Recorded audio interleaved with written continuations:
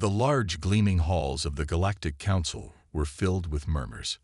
Representatives from dozens of species, all from different parts of the galaxy, stood in small groups, their conversations filled with a mixture of uncertainty and quiet anger. This was supposed to be a historic day, a day where peace would be secured for centuries to come. But instead, something far darker was unfolding. At the center of the massive chamber stood Korath, the head of the Council's diplomatic division, his mind racing. He was at Solari, a species known for its wisdom and patience, but today he was struggling to maintain his calm. He had watched as Ambassador Juno, the leader of the human delegation, had quietly handed over a data chip, a simple gesture that had begun to unravel everything. Korath's eyes narrowed as he reviewed the data on the chip.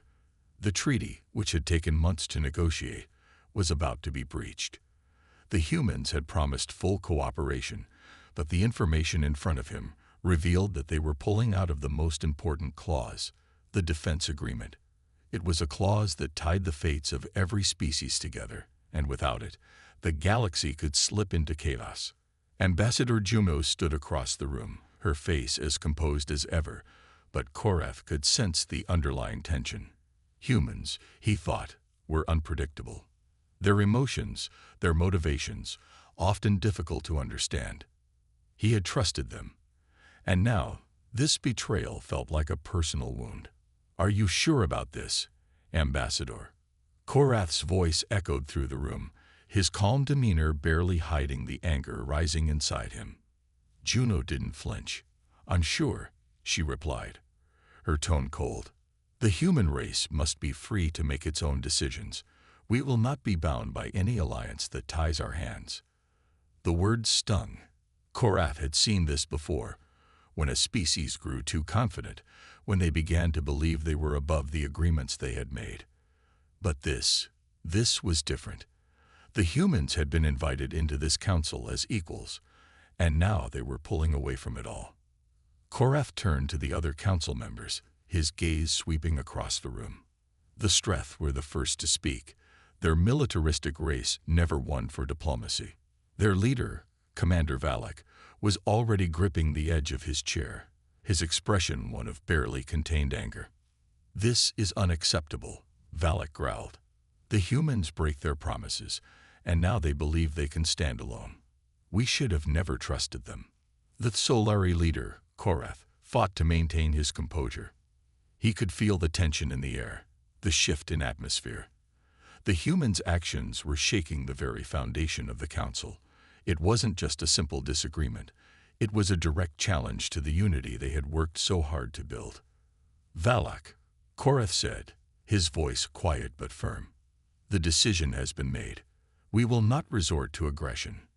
But it was already too late. The tension in the room was palpable, and even the usually calm and collected Aristari, a peaceful species known for their wisdom, were exchanging uneasy glances. The Aristari leader, Gallian, stood up slowly, her thin frame trembling slightly as she spoke. "Korath," she began, her voice softer than the rest. "We all knew this could happen. The humans have always been different. But this betrayal could mean the end of everything we've worked for." Korath's mind raced. The treaty was on the brink of collapse. The council had been formed with the belief that unity could hold the galaxy together. But without the defense clause, their collective strength was now weakened. "I will try to reach out to them," Korath said, more to himself than anyone else. He had to. There was still a chance to salvage peace. But deep down, he knew it was a slim one. Ambassador Juno had turned her back, speaking softly with her aides, but Korath noticed something. Her expression had changed. There was no fear in her eyes. Instead, it was something else, a cold determination, a sign that the humans had no intention of backing down. They had made their decision, and the consequences of that decision would now unfold. As the chamber began to empty, the voices of the delegates grew louder. The whispers turned into accusations, the room now a battlefield of words. Each species blamed the other, pointing fingers and demanding retribution. The once united Galactic Council, an institution that had been the cornerstone of peace, was on the verge of collapse. Korath stared at the data chip in his hand, the weight of it heavier than he had ever imagined. He had trusted the humans, believed in their promises. But now, it seemed, that trust had been shattered in a single, irreversible move. As he walked out of the chamber, the gravity of the situation hit him. The galaxy had just crossed a line, and there was no telling where it would lead. The Council was no longer united, and that, Korath realized, was the beginning of something much worse. This opening sets the stage for an escalating conflict while maintaining tension and intrigue for the audience. The human betrayal is just the first domino to fall, and the consequences will ripple throughout the galaxy. Simple, clear language ensures accessibility while keeping the story exciting and easy to follow. The echoes of the Galactic Council's heated meeting lingered in the air. Outside the chamber, the halls of the Council building were once again quiet, but within the minds of its members, chaos had already begun to stir. The betrayal of the human delegation had set something in motion that no one could easily stop. The delicate balance of power within the galaxy was now teetering on the edge of a precipice. Korath couldn't shake the feeling that things were spiraling out of control. As he walked through the narrow, sleek corridors of the Council's headquarters, his thoughts were consumed with the aftermath of the humans' decision. He had always believed that the Council's unity was unbreakable, that no single species could unravel the fragile web of diplomacy that held the galaxy together. But now, with the humans turning their back on the defense treaty, everything felt different. The other species were already whispering about retaliation, each more eager than the last to lay blame. No one was willing to trust the humans anymore. And without trust, the Council itself had become nothing more than a hollow shell. Across the galaxy, the first signs of unrest were beginning to emerge. On the planet of Cathar, home to the Streth military species, Commander Valak sat at his desk, his fingers tapping anxiously against the surface. The data chip with the humans' broken promise had been passed to him only hours ago. Valak was not one to wait for things to unfold. He preferred to act. As he looked at the holographic display of the galaxy, his mind raced with possible outcomes. The Streth were ready to act. They had never been known for their patience or restraint, and with the humans' betrayal, it seemed like the perfect moment to strike. The Streth had long believed in strength through force, and now they had the justification they needed. "I will not let this stand," Valak muttered under his breath as his command staff gathered around him. His words were firm, filled with the certainty of a man who had already made up his mind. "The humans will pay for their insolence. We cannot allow their disrespect to go unpunished." Meanwhile, far across the galaxy on the peaceful world of Arista, Gallion, the Aristari leader, stood silently at the window of her private chambers. The soft glow of the stars reflected in her pale eyes, but it was not the beauty of the cosmos that occupied her thoughts. It was the growing unease that gripped her heart. The Aristari were not a warlike species. They had long been dedicated to diplomacy, to peace, but even they could sense the ripples of danger spreading through the galaxy. She had always believed that unity was the only way to avoid destruction. But now, Gallion wondered if that belief had been shattered. The humans, a race that had so recently joined the ranks of the Council as equals, had turned their back on them, defying the very core of the peace they had worked so hard to build. Gallion's hand brushed against the edge of the window, as if searching for something that might hold the galaxy together. But there was nothing. No answers. Just uncertainty. Farther still, on the industrial world of Nevaris, the Nevar had begun to take action. As a species known for their ruthlessness in trade and industry, the Nevar had always viewed diplomacy with skepticism. For them, power had always been about resources and control. They had never fully trusted the humans, and now, with the collapse of the treaty, their skepticism was proving justified. The Nevar were already making their own plans, ships were being prepared, and military strategies were being drawn up. They saw an opportunity to expand their influence in the wake of the human betrayal, and they were not about to let it slip by. The galaxy was changing, and they intended to be the ones to shape its future. Back at the Galactic Council's headquarters, Korath could feel the weight of responsibility pressing down on him. As head of the diplomatic division, he had long been the glue holding the various factions together. But now, with the humans' betrayal hanging in the air, he found himself facing a crisis unlike any he had ever dealt with before. What had once been a shining example of cooperation now seemed fragile, cracked, and vulnerable. He needed answers, but who could he turn to? Who could restore the Council's unity? His mind returned to Ambassador Juno. The human leader had made her position clear. She had refused to adhere to the treaty's defense clause. But why? What had motivated this decision? Was it merely a matter of pride, or was there something more to the humans' actions? Korath had spent years studying the humans, their culture, their way of thinking. But this was something he hadn't anticipated. Juno's cold determination still haunted him. He needed to understand. There had to be a reason behind this sudden shift in their behavior. And if there was, then maybe, just maybe, there was still a way to save the Council from total collapse. As Korath prepared to make his next move, the first whispers of a war that would engulf the galaxy began to echo in the corners of the universe. It was no longer just about broken promises. It was about the future of the galaxy itself. And with every passing moment, the situation was growing more dire. In the cold emptiness of space, the galaxy held its breath. No one knew what would happen next. But one thing was certain: the diplomatic breakdown had set events in motion that could never be undone. And now, the fate of billions hung in the balance. The galaxy had always been a place of delicate balance, a place where power was negotiated, not fought for openly. But now, with the sudden fracture in the Galactic Council, the delicate web of alliances began to unravel.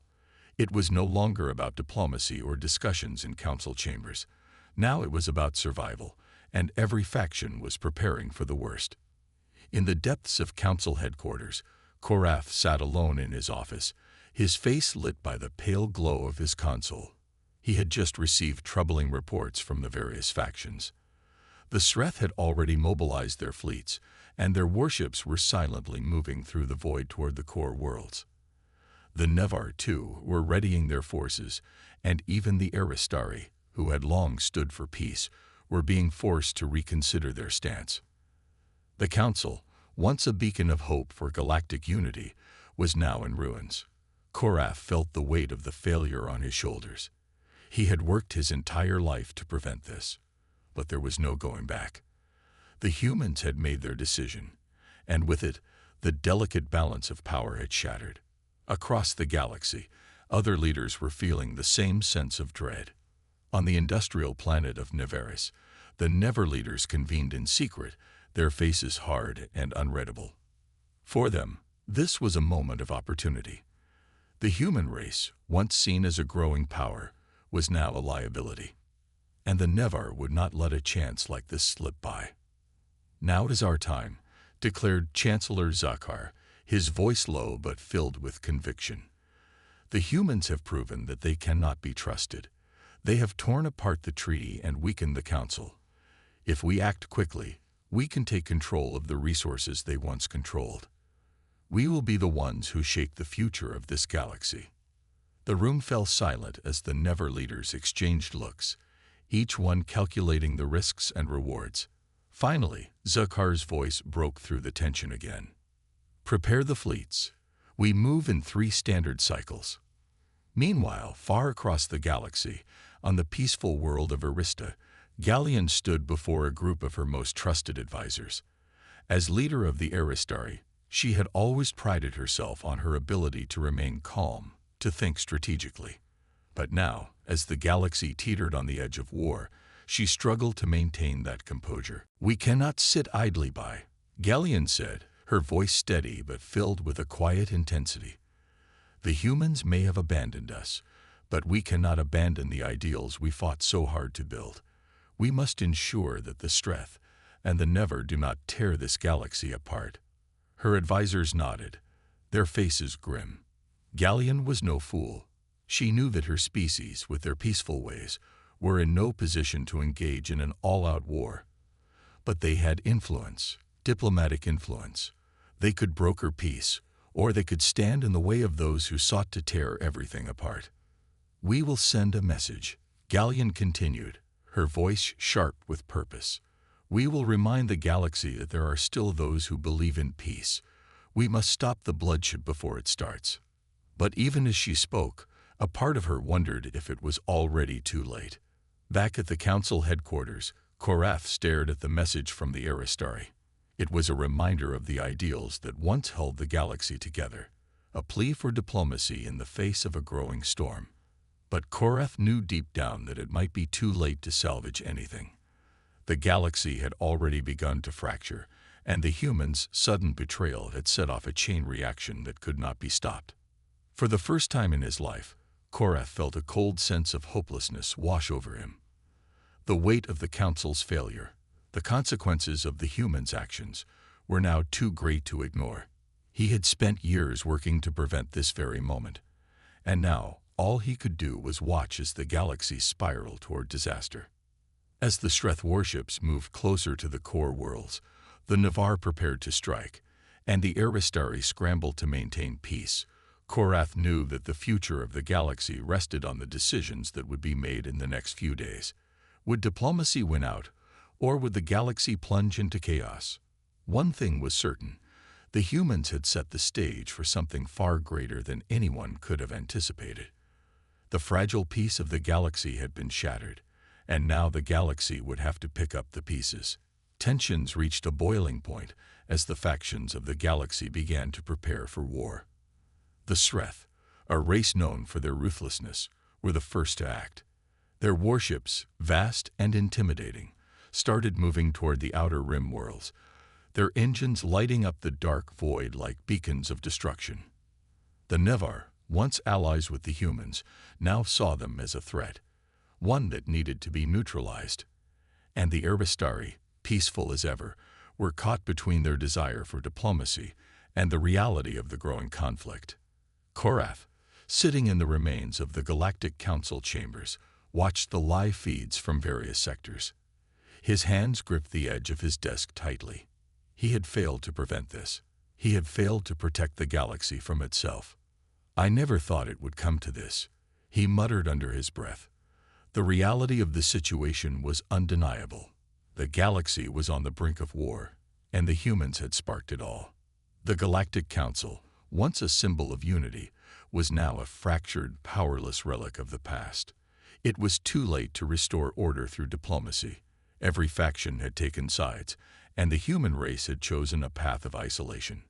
They had torn apart the fabric of intergalactic relations, and there was no way to fix it. Korath had long known that diplomacy had its limits, but this was beyond anything he had ever imagined. As the Streth fleets powered up their engines, Korath knew that the first strike would be a message. It would send shockwaves across the galaxy, and no one would be able to ignore it. It was no longer just a political issue. It was survival, and every faction was now fighting for dominance. The Streth warships entered hyperspace, their weapons systems online and ready. They were heading toward the core worlds, where the richest planets in the galaxy were located. If they could take those planets, they would have control over the galaxy's resources. And with control came power, something the Streth had craved for centuries. Meanwhile, in the war rooms of the Navarre, the situation was just as dire. Their fleets were assembling, ready to strike if necessary. Chancellor Zegar had given his orders. They would not let the Streth have all the power. The Navarre were just as hungry for control as their enemies, but they would be strategic. They would wait for the perfect moment to strike. On the planet Arista, Gallion watched in horror as the news broke across the holoscreens. The Streth had made their move. The galaxy was now divided. Gallion felt a sense of dread settle over her. She had spent her life advocating for peace, for understanding. But in the face of all this, what could she do? "Prepare our fleets," Gallion said, her voice firm despite the tremble she felt deep inside. "We must protect the neutral worlds, no matter the cost." Her advisors looked at her, eyes wide with disbelief. The Aristari had always been a symbol of peace. To think they would have to fight now seemed impossible. "We will defend the ideals of the Council," she continued, her resolve hardening. "We must not let the galaxy descend into chaos." As the first strike unfolded, the chaos was evident in every part of the galaxy. The Streth's battle fleet had arrived at the core worlds, and their initial attacks were devastating. Entire colonies fell within hours. The Nivar were close behind, ready to make their own move. Korath knew that the next few days would decide everything. The human race, once viewed as a growing threat, now found itself at the heart of this conflict. The consequences of their actions had rippled outward, affecting everyone in the galaxy. Every faction was moving, preparing, positioning themselves for the inevitable clash. And through it all, Korath couldn't help but feel a sense of deep sorrow. He had believed that the galaxy could avoid war, that diplomacy could work. But now, as the first blood was shed, it was clear. The galaxy would never be the same again. The once proud council, which had kept the galaxy in a delicate balance, had failed. The galaxy had been forever changed by the humans' decision to abandon their diplomatic role, and the ripple effects would echo across the stars for centuries to come. As the first battles began to unfold, Korath wondered if any part of the galaxy would survive this. Would any of the ideals he had fought for, ideals of peace, cooperation, and unity, ever be realized again? The truth was clear. War had begun, and nothing would stop it now. The first week of open conflict had brought chaos unlike any the galaxy had ever witnessed. The Streth had struck the core worlds with deadly precision, while the Nevar had attacked from the shadows, making moves that were as calculated as they were brutal. The Aristari, despite their efforts to remain neutral, had found themselves drawn into the conflict. The once pristine space lanes now became battlegrounds, filled with the wreckage of warships and scattered debris from planets that had fallen to the onslaught. Korath had been up for days, his mind racing. He had failed. Despite all his diplomatic efforts, he couldn't stop the war. The human race, the catalyst for this destruction, had been pushed to the sidelines. They had been blamed, yet they were nowhere to be seen, no longer a part of the galactic politics. And now, every faction had declared its own goals, its own strategy for taking control of the galaxy. His fingers ran over the table in front of him, nervously tapping. He glanced at the monitors that displayed the battle reports coming from every corner of the galaxy. Entire fleets were clashing. The Streth warships, massive and overwhelming, had decimated several human colonies. But what was the point? What did they want from these innocents? "The Streth have taken Eros Prime," an officer's voice interrupted Korath's thoughts. The words hit him like a physical blow. Eros Prime had been a thriving trade world, a symbol of the galaxy's prosperity, a place that bridged multiple civilizations. And now it was under Streth control. What did this mean for the rest of the galaxy? Would it fall under their rule as well? "The Aristari fleet is moving." Another officer spoke up, her voice trembling. "They're launching a defensive operation at the Lyra system." Korath's eyes narrowed. The Aristari were known for their peacekeeping efforts, their calm and collected approach to diplomacy. Now, they were taking action to protect neutral worlds that had been ravaged by the conflict. Could this be the spark that ignited an all-out war? Korath couldn't help but think of how quickly things had spiraled out of control. His mind wandered to the humans. They had once been the hopeful, rising power in the galaxy, the ones who sought to bring everyone together. But now, they were nowhere to be found in the reports. They had disappeared from the galactic scene, retreating into their isolated territories, unwilling or perhaps unable to intervene in the growing crisis. Korath stood up, his chair scraping against the floor. He moved toward the large viewport that overlooked the vast expanse of space. The stars twinkled coldly, distant and indifferent to the suffering below. He knew that the galaxy was at the precipice of something terrible, something irreversible. It wasn't just war. It was the collapse of everything the galaxy had built. On the war front, things were escalating. The Streth, emboldened by their success on the core worlds, had begun to invade planets further from the center. Their brutal tactics had earned them fear and resentment. But they didn't care. They were on the rise, and they were willing to burn everything in their path to claim the power they had long craved. Their next move was the Outer Rim, the final untouched sector. It was rich in resources, and the Streth intended to take it by force. Meanwhile, the Nevar, watching from their strongholds, had begun making subtle moves of their own. They had been waiting for the right moment to strike at the heart of the Streth fleets, but their patience was wearing thin. If they didn't make a move soon, they would be left in the dust. The Aristari, on the other hand, had begun providing support to the neutral planets that were being targeted by the warring factions. They had sent fleets of their own to ensure the defense of peaceful colonies, and while their efforts were valiant, they were losing the battle. The Streth and Nevar had the upper hand, and their ships were outnumbering the peaceful defenders. Back in the Galactic Council chambers, now abandoned and shattered, Korath paced. His mind spun with thoughts. What could have been done differently? What had he missed? His comms console beeped, signaling a communication from one of his most trusted allies, an old friend, the human diplomat, Azrael. Korath felt a sense of hope spark in his chest. Azrael had once been a beacon of peace, a voice of reason in the galaxy's darkest moments. Maybe, just maybe, there was still a chance to stop the chaos. Korath pressed a button, and Azrael's face appeared on the screen. The human looked tired, worn down, but there was still a spark in his eyes. Korath, Azrael greeted. "We need to talk." Korath sighed, sitting down. He had never expected things to escalate this far. Azrael's presence on the screen brought a sense of reassurance, but Korath knew this was only the beginning. The real question remained: would the galaxy be able to recover from this? Would the factions ever come together again? Or was this the beginning of the end? "We need to stop this war," Korath said quietly, his voice tinged with regret. Azrael's gaze grew somber. "I know, but we're too late. The lines have been drawn. The fate of the galaxy now hung in the balance. The factions, divided, were locked in an irreversible spiral of destruction. Every decision, every action from here on out would determine whether there was hope left for the galaxy, or if it was doomed to fall into eternal chaos. Korath leaned back in his chair, the weight of the galaxy's future pressing on his shoulders. The war was escalating faster than he could comprehend.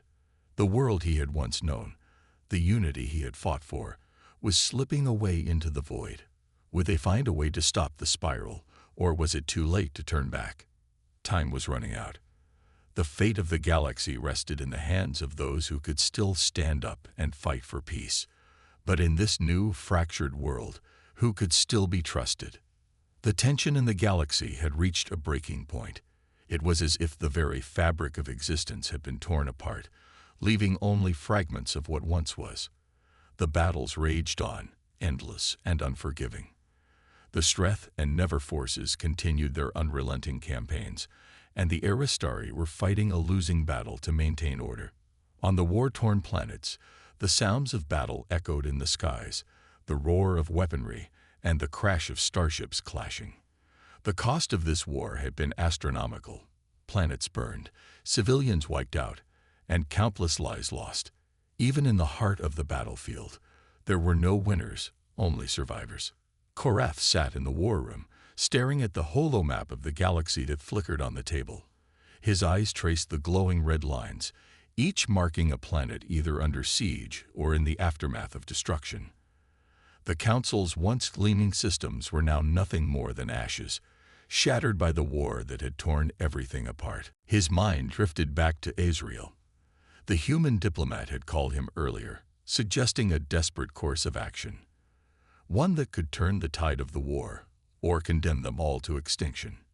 It was the last hope, and Korath wasn't sure if it would be enough.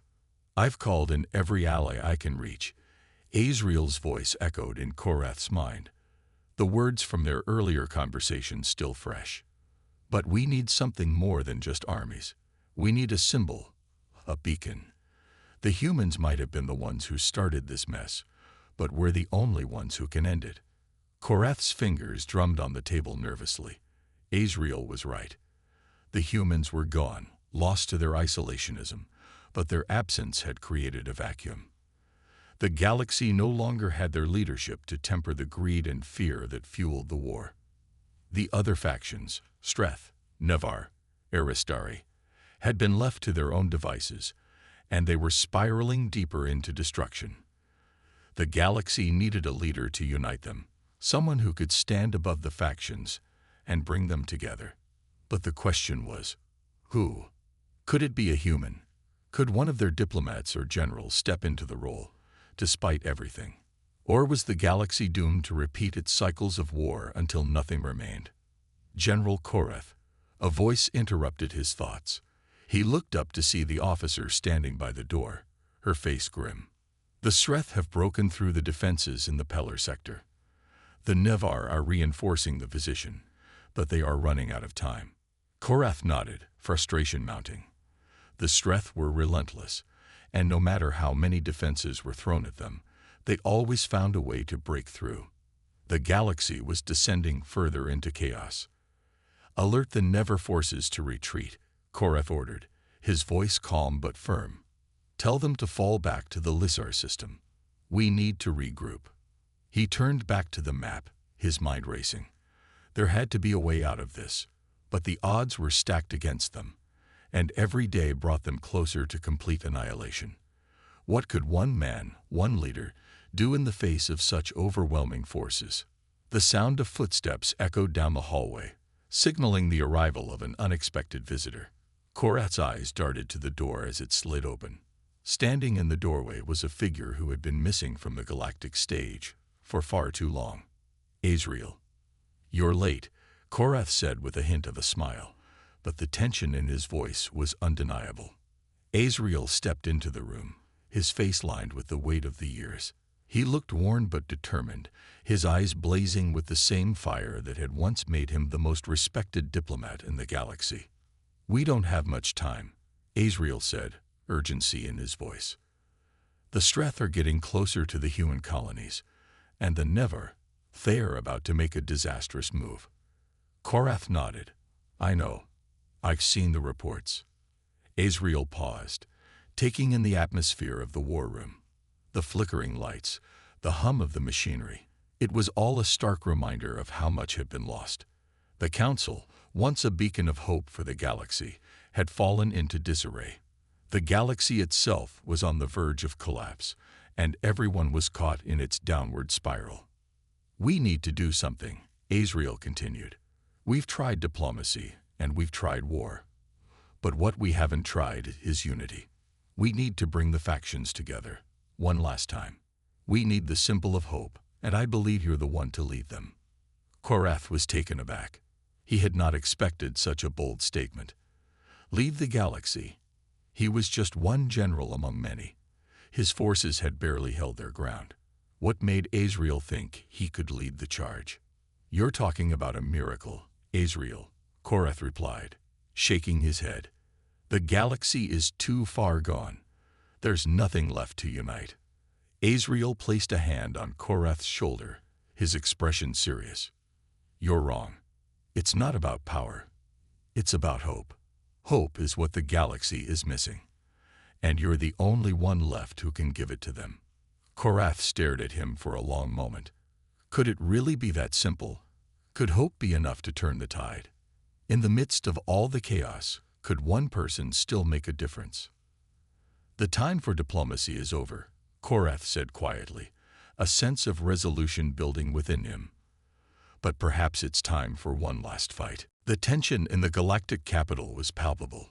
Every species, every faction, and every leader was waiting, watching, holding their breath as the final hope for peace and survival hung in the balance. Korath stood at the front of the war room, his fingers clenched tightly around the armrests of his chair.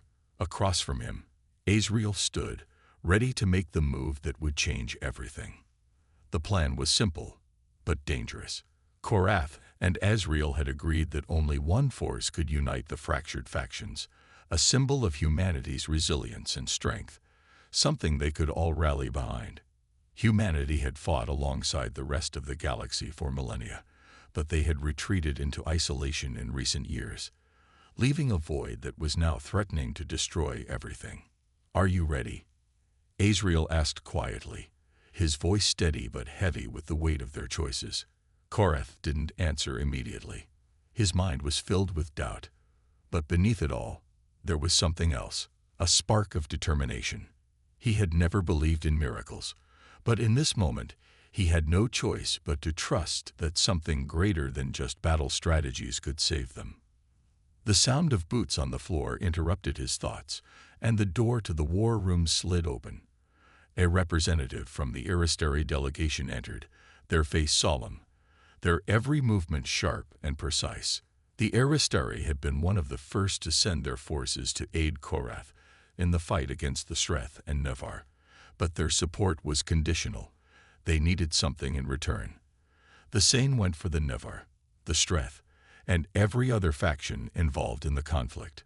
Trust was at an all-time low, and every ally had their own agenda. "General Korath, we have a problem," the Aristary representative said, his voice cool and emotionless. Korath raised an eyebrow. "What kind of problem?" The representative hesitated before continuing.